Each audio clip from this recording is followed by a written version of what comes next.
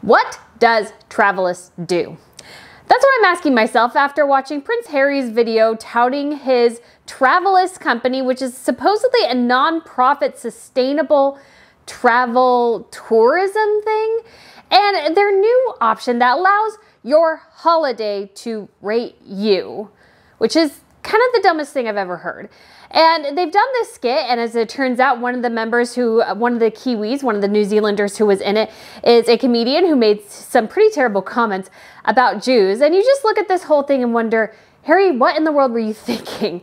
This thing is bad, and it makes literally no sense. And quite honestly, who wants this product? And that's the struggle Harry and Meghan are having. They have no brand, they have no plan, and they clearly really suck at putting a vision together. So guys, if you haven't been to Royal News Network before, my name is Brittany, and I offer a lot of commentaries on royals, and I also do news, gossip, fashion, television shows, movies, and history. I do try to do it all here, so if you want to subscribe, that would be great. We're closing in on 2,000, which is super, super exciting. So if you guys want to hit that subscribe button and like this video as well, that would be awesome. And like I said, today we are talking about Harry's Travelyst video that recently dropped. Yes, I want to do a video on Harry and Meghan going to the Jubilee, and I will do that, but that requires more time, and I don't have a ton of it today. So I thought I'd just do this video really, really quickly. Hopefully I can do that. But guys, I saw this video from Harry, and I was just severely unimpressed. He can't act. And not that I was expecting him to act, really, because that is not his talent, nor his wife's. And if she was giving him tips, I can see it because he is overacting in this entire thing. But here's the premise. So Harry is supposedly running in the woods of New Zealand. Of course, he's in California, and he's not in New Zealand. And this little guy scampers out, and I call him little because he just reminds me a bit of Martin Short. And I was trying to figure out if it was Martin Short because he is a fantastic actor, but it's not. It's a Kiwi actor. And he flags Harry down, calling him Hazza, I think, and Harry, and he's going up to him and going, you know, explaining to him that he left this little like bit when he was in New Zealand, and he talks about, you know, how many towels he used while he was in the country. And Harry says that, you know, yes, he went there, you know, he says he doesn't even mention his wife's name in the whole thing. And just the whole premise was just bizarre. Another man joins him, and they're discussing about how the holiday is ranking Harry. So instead of, you know, us as individuals ranking our holiday experiences, the holidays rank us. Now, I have no clue how this is supposed to work, but sounds stupid. I'm sorry. I don't know who would use this, because really Travelyst is all about travelers' environmental guilt. So if you feel guilty about the impact things are happening in the environment, then Travelyst is apparently the place for you. But some of it I feel like is just kind of guilt baiting, because one of the things they do is they trained up, I believe it was Expedia, and had like, you could see what carbon emissions were going to be emitted depending on which seat you chose in the plane. Now the stupidity of that, and I'm sorry, I keep calling it stupid, but it is that regardless of which seat you choose, that plane is still going to emit the same level of carbon emissions. So who cares if you sit in economy or first class? Because the plane itself isn't going to change. And so I just thought that entire premise was just silly and pointless. Because yes, if you're maybe super, super beholden to that, sure. But guys, I've flown in economy on 13-hour flights. I would kill to be in first class.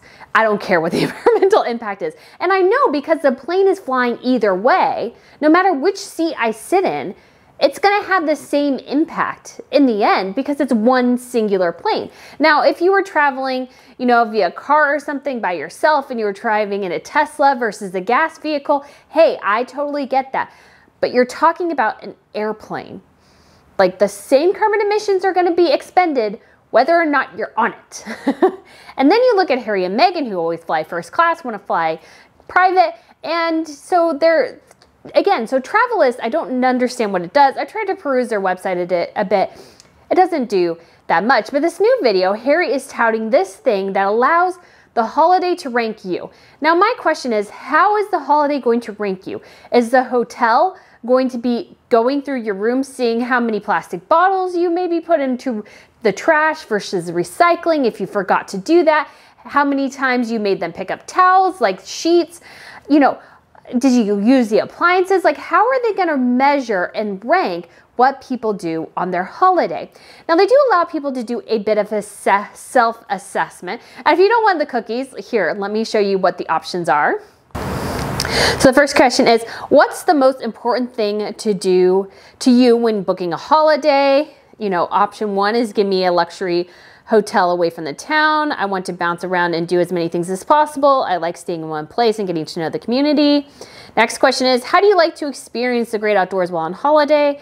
Venture off the track like a survivalist, stick to protected walks and observe wildlife and Doko style commentary. I don't even know what that is.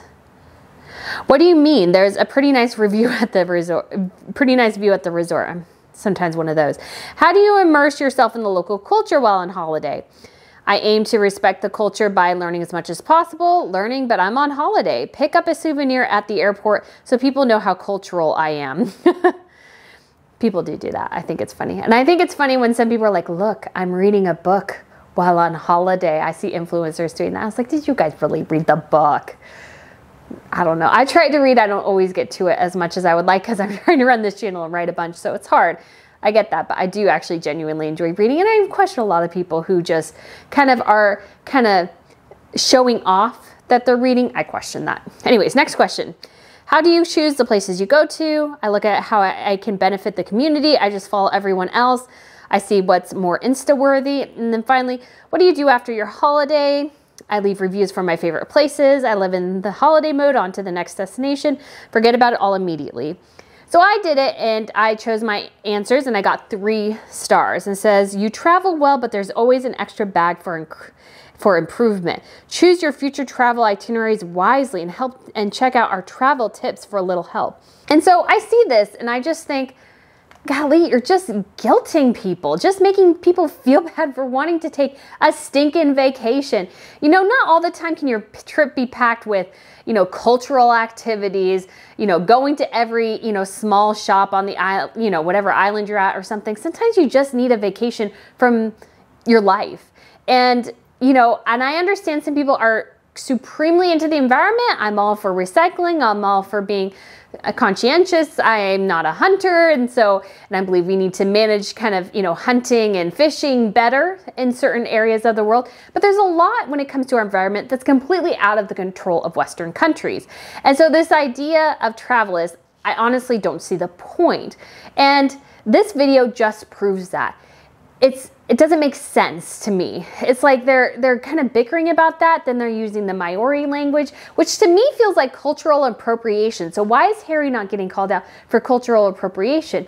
He does an additional video where he speaks a lot of Maori and talks about, you know, being in New Zealand and how New Zealand is like the first place they're really trying this out. I mean, I get it, but I don't understand quite what this is supposed to do. How are you supposed to use it? How are people supposed to rank you? Are the hotels, restaurants, is there going to be a tracking chip embedded in you? So every place you go while on holiday, somebody puts in your ranking. Like even in the video, somebody comes up to Harry and puts a stamp for his stars. So do you walk around and somebody like tattoos your star number from Travelyst on your arm?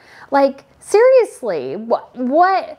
How is this supposed to work without somebody actually following you and like in the video and ranking you like Big Brother, spying on you to figure it out? I'm all for personal autonomy. I believe in freedom. I believe in freedom of speech and all these sorts of things. I disagree with hotels, restaurants, like basically, you know, resort, wherever I'm at on a holiday, tracking me so they can rank me. Now, I get it. If you're in an Uber or something like that, you know, there's a quid pro quo there. If you are a disruptive passenger, that's why they do have ranking systems on passengers and you can get kicked out of Uber.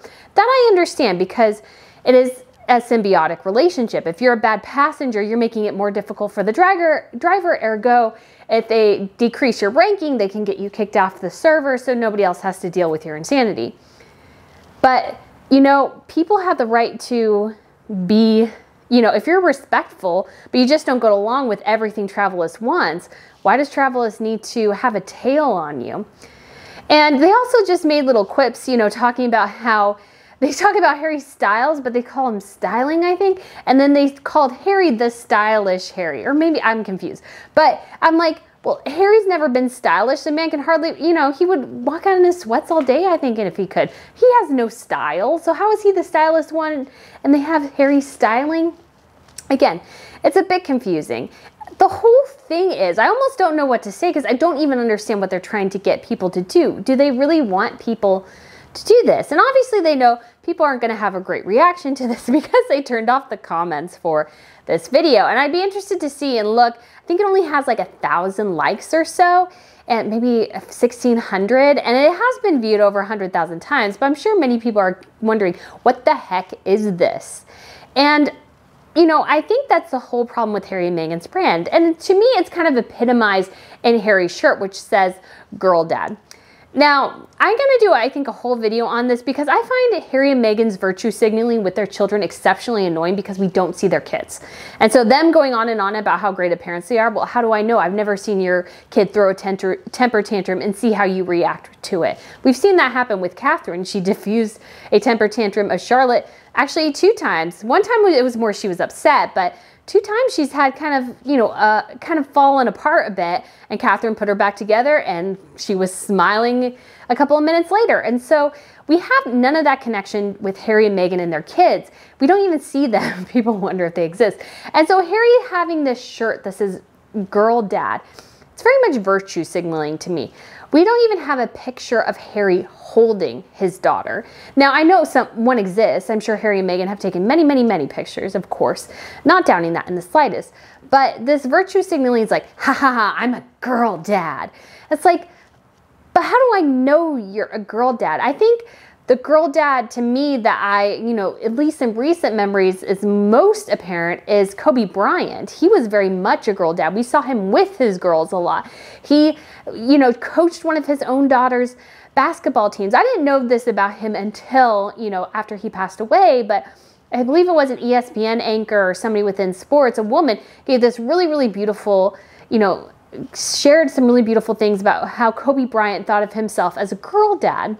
And Harry just, I've never really seen him be a dad. And that might seem strange, but I've seen William be it. And yes, his children were a bit older when we started to see them more, but I just dislike and distrust this virtue signaling from Harry and Meghan. And that's all Travelyst is a giant virtue signal. Look, I'm traveling better than everyone else. I'm being sustainable.